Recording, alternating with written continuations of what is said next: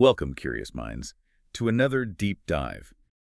Ever, ever stop to think about those unseen connections? Cause and effect. Like, what if the smallest thing you do sends out this ripple and maybe it comes back, like, way later and you don't even expect it? Well, today, we're diving into a really fascinating old text, the Ahipetavatthu. That's the story of the snake spirit. And our mission, same as always, is to pull out the key insights, the real nuggets of wisdom from this material. You ready for some pretty profound stuff about karma and how consequences can be delayed. Indeed. And this text, it's special because it records this conversation between two really major disciples and the Buddha himself. It's not just a story, though it is a captivating one. It's really about the deep principles that shaped these beings' lives, how past actions created their current reality.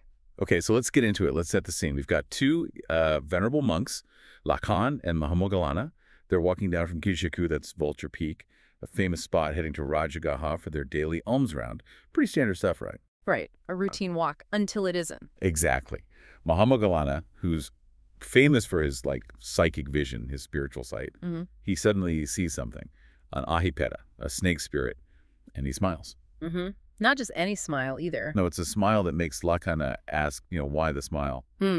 But Mahamoggallana is a bit mysterious about it. He says, "Not now. Ask me later when we're with the Buddha." Kind of builds the suspense, doesn't it? Totally. So what is this Ahipeta? Well, Mahamoggallana describes it. It's got a human head, Okay. but the body of a snake. And the size is just staggering. 25 yojanas tall. 25 yojanas. How big is that, roughly? Oh, it's immense. A yojana is maybe around 7 miles, give or take. So we're talking, over 175 miles high? It's colossal. Wow. That's hard to even imagine. Exactly. And the text points out how rare this is. Apparently, there are only 2 spirits known to be this massive. This Ahipeta and another one, a Ahipeta, a crow spirit. And the suffering. You mentioned suffering. Oh, intense suffering. This giant being is constantly on fire. Flames shoot from its head down to its tail, then back up from the tail to the head. Constantly burning. Constantly, and from the sides inwards too, just engulfed in flames. It immediately tells you the karma involved must be incredibly heavy. Okay, so they get to the Buddha, and Lakkhaṇa, he hasn't forgotten, right? Not at all. He asked Mahamoggallana again. And Mahamoggallana says, yeah, I smiled because I saw that snake spirit, the Ahipeta. But then, interestingly, before explaining the Ahipeta's story, he brings up the other massive spirit he saw once, the Ahipeta, the crow spirit. The other 25 yojana one? He saw that one on Vulture Peak, too. That's right. And he actually spoke to it. He talked to the crow spirit. What did he ask? He described its appearance, tongue 5 yojanas long, head 9 yojanas, body 25 yojanas tall, and then asked point blank, "What did you do to end up like this? To suffer so much?" That's quite direct, asking a suffering spirit about its past deeds. It shows their focus, doesn't it? Understanding the cause of the suffering. And the Ahipeta answers. It says that back in the time of a previous Buddha, Kassapa Buddha, it was just a crow. A regular crow? Yep. And it did something that sounds, almost small. It stole 3 mouthfuls of food. 3 mouthfuls. That led to this. But context is everything. This wasn't just any food. Villagers had brought it as an offering for the Sangha, the monks. Oh. And crucially, it was still being prepared. It hadn't been formally offered to the Sangha yet, but it also wasn't leftovers. It was food specifically set aside for this sacred purpose. So stealing, that was like stealing directly from the community's offering. Exactly, a violation of that generosity and intent. And the result, first, suffering in a Vici hell. A Vici. That's the really bad one, right? The lowest hell. Often described that way, yes. The hell of no intermission. Just continuous, intense suffering for an incredibly long time. And then? And then, because the karma wasn't fully exhausted, it was reborn as the suffering Ahipeta on Vulture Peak. That residual effect. Wow. From 3 mouthfuls of food. Okay, so back to the snake spirit, the Ahipeta. Right. So Mahamoggallana finishes the crow spirit story. And the Buddha confirms it all. And he adds something quite interesting. What's that? The Buddha says he also saw that very same Ahipeta way back on the day he attained enlightenment under the Bodhi tree. He saw it then, but he didn't mention it. No. He kept silent out of compassion. He was worried people wouldn't believe him, wouldn't understand, and that disbelief itself could cause them harm, create bad karma for them. That's wise. Knowing when not to speak, it shows real skillful means. It does. So naturally, the monks are now very curious about the Ahipeta's past. What did this being do? Yeah, what leads to becoming a 175-mile-high burning snake-human hybrid? Well, the story goes back to a past life near Varanasi. This being was a farmer. A farmer, okay. And his field just happened to be on the path people used to visit, a Pachaka Buddha. That's a solitary Buddha, someone self-enlightened but who doesn't teach widely. This Pachaka Buddha had a little leaf hut near the river. Uh-oh. I can see where this might be going. People walking through his crops. Day after day, trampling his field to go pay respects, leave offerings for the Pasa Buddha.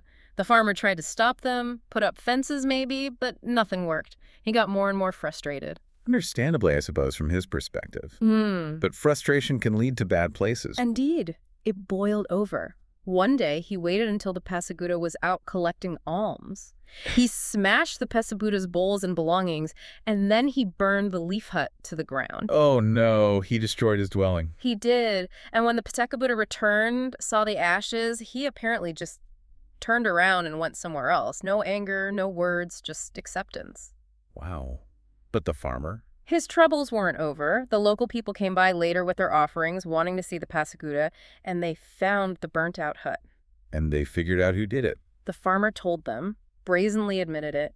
Yeah, I burned it down. That was unwise. Yeah. Very. The people were furious. They felt deprived of their connection to this holy person, so they seized the farmer, beat him with sticks, and killed him right there. So mob justice.